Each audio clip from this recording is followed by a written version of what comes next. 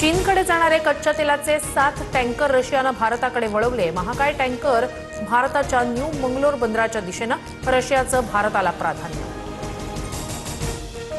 युद्धग्रस्त इराणला भारताकडून वैद्यकीय मदतीचा हात, औषधांची पहिली खेप इराणी रेड क्रेसेंट सोसायटीला सुपूर्द। इराणच्या दूतावासाकडून भारताचे आभार। अत्याचार प्रकरणातील भोंदूबाबा अशोक खरातला 6 दिवसांची पोलीस कोठडी। 58 आक्षेपार्ह व्हिडिओचा डेटा पोलिसांच्या ताब्यात। नामांकित महिला आणि सेलिब्रिटींचे चेहरे समोर येण्याची शक्यता।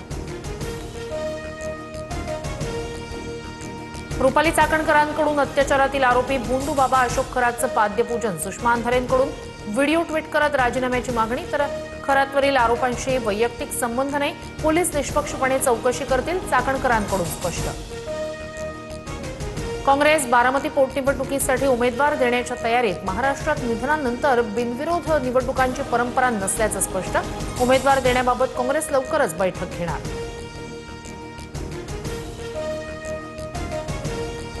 मुंबईत उद्या मनसेचा गुढीपाडवा मेळावा।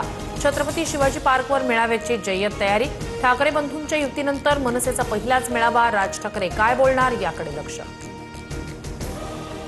मुख्यमंत्री देवेंद्र फडणवीस दिल्ली दौऱ्यावर। केंद्रीय संचालन समितीच्या बैठकीला उपस्थित राहणार।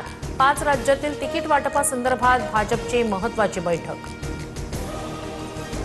मराठवाड्यासह राज्यभरात अवकाळी पावसाचा धुमाकूळ। नाशिक, अक्कलकोट, लातूर, सांगली, धाराशिव, जालन्यात पिकांचं मोठं नुकसान। शेतकऱ्यांकडून भरपाईची मागणी। पुढील 2 दिवसात राज्यात वादळी पावसासह गारपिटीचा इशारा। विदर्भ, मराठवाड्यावर अवकाळीचं सावट। हवामान विभागाचा अंदाज। मुंबईतही 20 मार्च दरम्यान हलक्या पावसाची शक्यता।